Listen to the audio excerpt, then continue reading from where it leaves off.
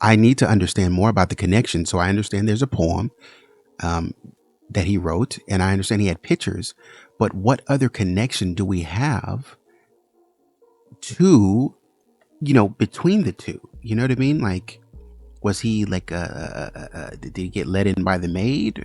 Is he a friend of the family in some way? And how would he know how much you make, John, for the bonus? That's what I'm saying. All these questions got to be. We got so many questions. You can't just throw it on somebody and just be like, coincidence. He called and said he did it. Letters, these alleged confession letters. Yeah, so the confession letters were written in and around 2019. There's roughly a dozen of them. One of them I can read you here. I've got it written down below me here. It says, I never loved anyone like I did JonBenet, yet I let her slip and her head bashed in half and I watched her die. It was an accident, please believe me.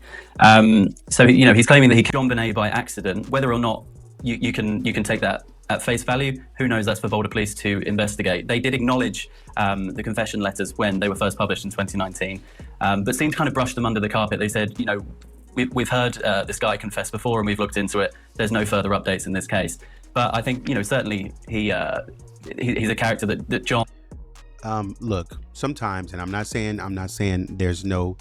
Again, I got to be clear. I'm not saying that there isn't any bribery going on in the police department, but sometimes when you watch these things, when the cops don't follow up on certain things, it's because they feel like they don't have enough evidence in those. I'm not saying it's always correct. I'm just saying they don't feel that they don't have. If we are assuming that the cops are doing their job, which some people may argue that they're not, but let's assume that they are. If the cops are doing what they're supposed to be doing and they have investigated this guy, they've checked this guy out, maybe they called this guy, maybe they didn't tell you, but they've called this guy on the back end just to check him out. Maybe they've put out a surveillance to in detail to tell him and just to find and just to kind of watch him and see where he goes and what he does. Maybe and this is in 2019 when they found these, maybe they've tracked him down and said, let me try to find some DNA swabs of this guy. Maybe we followed around and picked up his stuff out of the trash to try to see if it's him. And they said, we don't think it's him, and just left it at that. Maybe they're keeping quiet, but at the same time too, again, where's the connection? I need to see more of a connection to, you can't just. Ramsey was particularly interested in. I think he's certainly somebody that's worth having a second look at. Absolutely. Luke Kenton, U.S. Sun. Great job. Thanks so much, Luke. Appreciate it. All right, folks, let's bring back in our think tank. So, to me, right, we had John Mark Carr, who did the initial confession. They brought the guy back from Bangkok. I went out there, everyone out there. Unbelievable. At the time, the biggest moment in court TV history when John Mark Carr first appeared in court in the United States. He didn't do it, right? He was just, a little, whew. So, to me, the key to this whole thing seems to be, if you don't mind, I'll go to Erica first. You guys mind? Seems to be this phone call.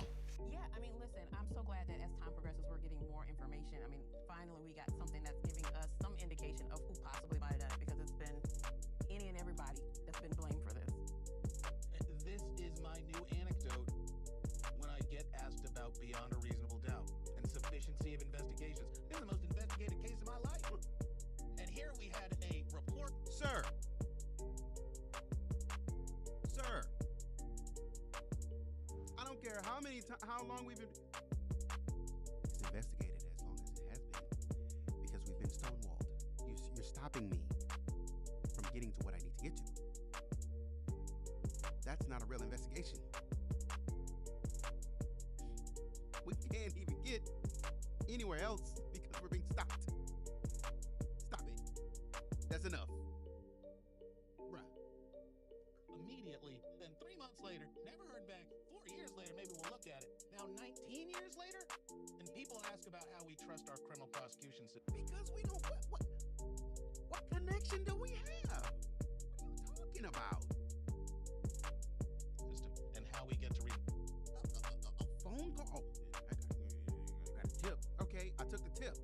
Oh, you got a phone call from somebody and he has pictures and he has this and that. Okay, cool, bro. We can look it up. But what if he's just obsessed? He could just be obsessed. It doesn't mean that he unalived the young lady. What are you talking about, dude? I believe in our criminal prosecution system, but 19 years later, it's too much information that we can never prove. Just can't be done. Way never beyond into the exclusion of every reasonable.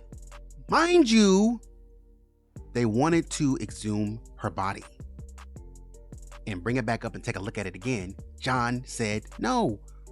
Okay, you have the right to say that, but if you will not allow us to pull DNA and try to look and try to do some more investigation, what do you expect us to do? I'm not saying that you don't have the right. I'm just saying, what do you expect us to do? Like, at every turn, you're stopping us. You don't want to take a lie detector test. You don't want us to talk to Ramsey. You don't want Ramsey to take the lie detector test.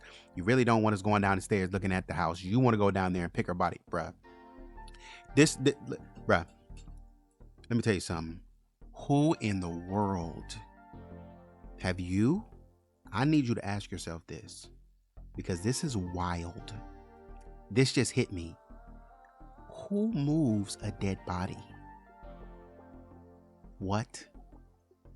Who moves a dead body? When the cops show up on the scene, do you hear me? When the cops show up on the scene, they tape it off and everybody gets out. But John is telling us he went downstairs and moved the body from the original positioning?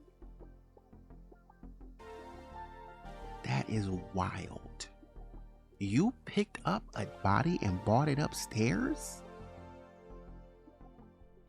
And you telling me about the mistakes that the cops made? What?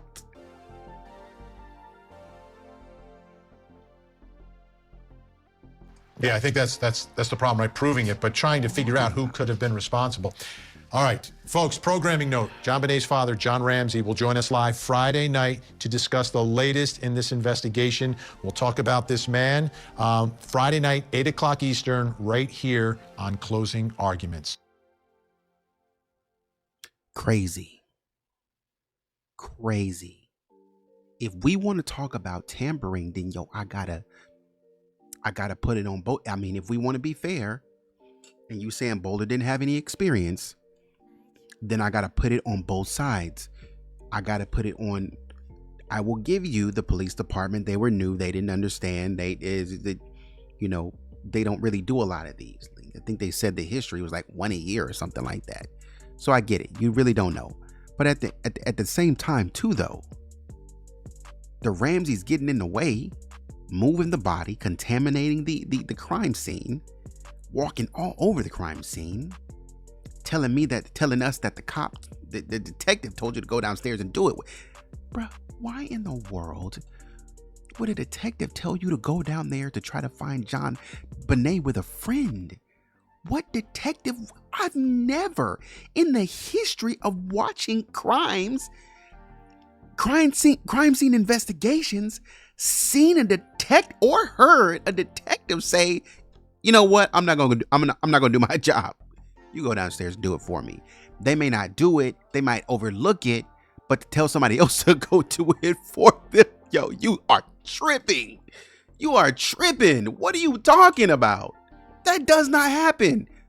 Maybe I'm too young, but that's crazy. Rant over. That's the video, man. Until next time, take it easy.